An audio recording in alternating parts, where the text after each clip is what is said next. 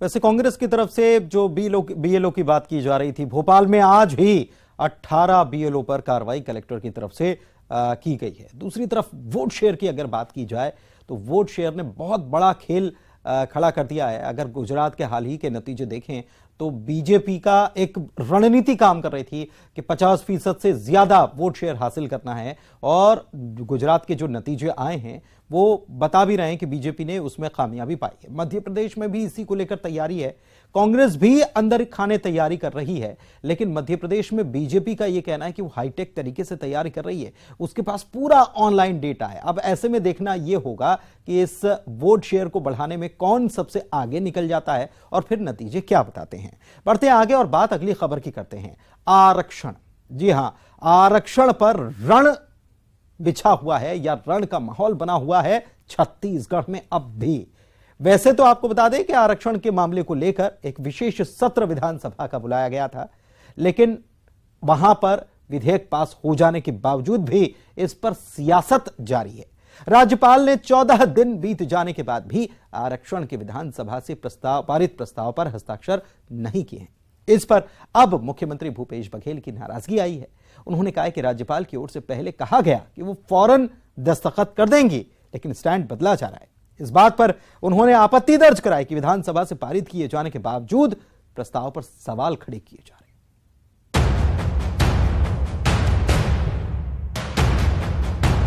आरक्षण विधेयक को लेकर राजभवन और सरकार आमने सामने आ गई है। सीएम भूपेश बघेल ने राजभवन के अधिकारियों पर राज्यपाल को गलत सलाह देने के आरोप लगाए हैं। इतना ही नहीं, सीएम ने राजभवन के अधिकारियों पर बीजेपी के हाथ में खेलने का भी आरोप लगाया। उन्होंने कहा कि राजभवन बीजेपी की कठपुतली बना हुआ है। सीएम ने बीजेपी पर दो मुंही बात करने का भी आरोप लगाया है। आरक्षण मसले पर राजभवन की ओर से किए जा रहे सवालों पर सीएम ने कहा कि उन्हें वो अधिकार ही नहीं। सीएम ने तीखे अंदाज में कहा कि विधानसभा से पारित होने के बाद किसी विभाग से जानकारी नहीं ली जाती। बीजेपी के लोगों के इशारे पर राजभवन का खेल हो रहा है।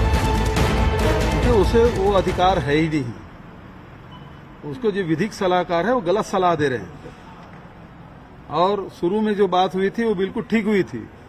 राज्यपाल जी ने क्या कहा था, जैसे विधानसभा से प्रस्ताव पारित होता है या अध्यादेश सरकार लाती है, मैं तुरंत हस्ताक्षर करूंगी। तो आरक्षण कोई एक वर्ग का नहीं होता, आरक्षण में सारे वर्गों के लिए होता है, सारे नियम होते हैं। क्या ये बात राजभवन को पता नहीं? और जब हो गया तो क्वेरी किससे कर रहे हैं? विधानसभा से बड़ा हो जाएगा कोई विभाग, तो विभागों से जानकारी ले रहे हैं। विधानसभा से कोई पारित होने के बाद विभागों से जानकारी नहीं ली जाती। उधर सीएम के बयान पर पूर्व सीएम डॉक्टर रमन सिंह का रिएक्शन आया है। उन्होंने कहा कि किसी भी राजनीतिक दल को राज्यपाल पर राजनीति नहीं करनी चाहिए। हर राज्य का गवर्नर फैसला लेने में सक्षम है।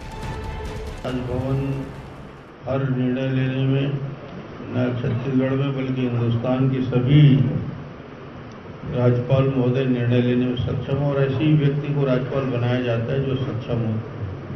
इसलिए इस प्रकार का आरोप लगाना, ये राज्यपाल के ऊपर राजनीति नहीं करनी चाहिए। इस प्रकार की राजनीति उचित नहीं मानता मैं। उधर छत्तीसगढ़ में आरक्षण के मसले पर सुप्रीम कोर्ट में सुनवाई टल गई है। सुप्रीम कोर्ट ने कहा है कि इस मामले में सरकार का पक्ष जानना भी जरूरी है। अब इस मामले की अगली सुनवाई 16 जनवरी को होगी। इस बीच सर्व अनुसूचित जाति समाज ने आरक्षण को लेकर मोर्चा खोल रखा है।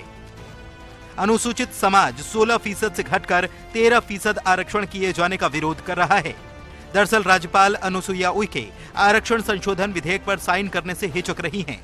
उनका कहना है कि मैंने केवल आदिवासी वर्ग का आरक्षण बढ़ाने के लिए सरकार को विशेष सत्र बुलाने का सुझाव दिया था। उन्होंने सबका बढ़ा दिया। अब जब कोर्ट ने 58% आरक्षण को अवैधानिक कह दिया है, तो 76% आरक्षण का बचाव कैसे करेगी सरकार? फिलहाल राजभवन ने 10 सवालों की लिस्ट सरकार तक भेजी है, जिसके जवाब के बाद गवर्नर आगे का फैसला करेंगी। ममता लांजेवार के साथ अवधेश मिश्रा, न्यूज़ 18 रायपुर। और इसी